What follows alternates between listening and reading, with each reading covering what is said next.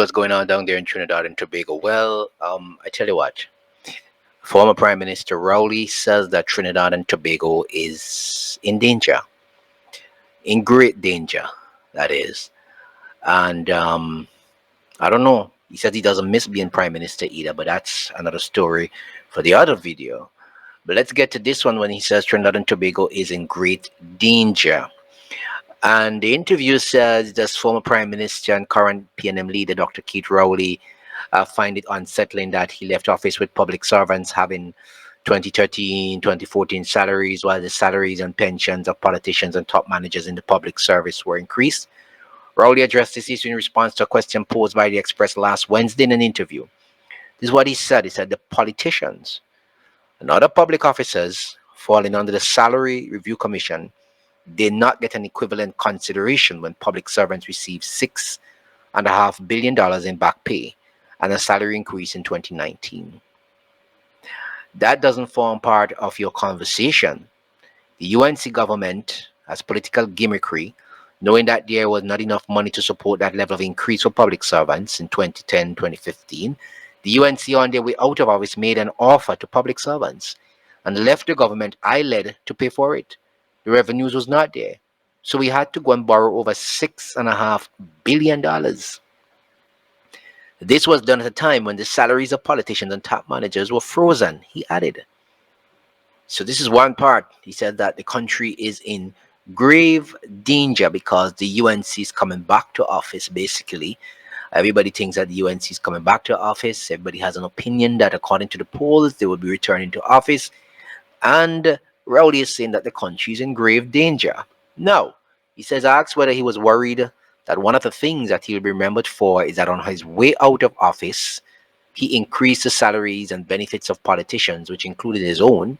Rowley said, I did not increase my salary at the end of my tenure. If the SRC had not reported to cabinet and make recommendations for salary adjustment, I could not take anything. That's what he says in the Trinidad Express. Told that cabinet had to approve to accept the recommendations, Rowley said.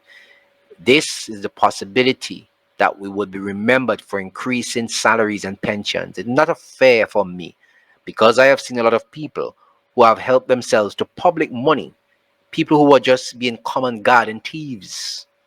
I have not done that. That's what he said. I've accepted what the constitutional provision is. When I first came into government, the minister's salary was $8,500. I never held a placard. I was Minister of Lands. I didn't own a square inch of land, which I stole from the state. I cannot tell you without fear. I can tell you without fear of contradiction. And I have interacted with contractors of all kinds, at all levels of development, and nobody can say they funded me in my comfort or for my benefit. That's what Rowley is saying. Let's go to the last part. He says, if the country prefers to have thieves and crooks helping themselves to the treasury who would pretend that they don't want the salaries increase recommendation by the Salaries Review Commission, there was a man who was giving away his salary and taking $1, and he's now in the courthouse every day trying to ward off charges and hiding from extradition. I did not do that. I am not one of those who see public office as an opportunity to enrich myself. So this discussion about salaries and pensions, I am not in that. What you all should be worried about are the hounds, ghouls, and thieves who are lining up. Asked whether he regretted any of the actions or decisions, as Prime Minister Rowley said to say that he had no regrets, would be to claim infallibility.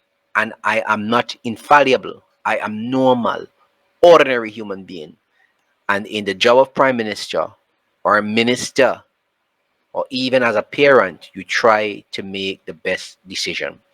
But decision making isn't always about choosing an option. There are very few situations where there's only one decision you could make. It's always about choosing an option, and your choice depends on circumstances, background, reality, exception, vision, he said.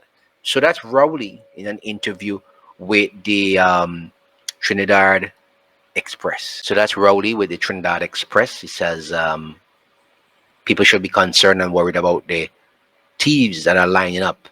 I don't know. He didn't say who exactly were the thieves, but he will have to know we speaking about. But you can leave your comments in the section below. Love to hear from you. Okay, guys?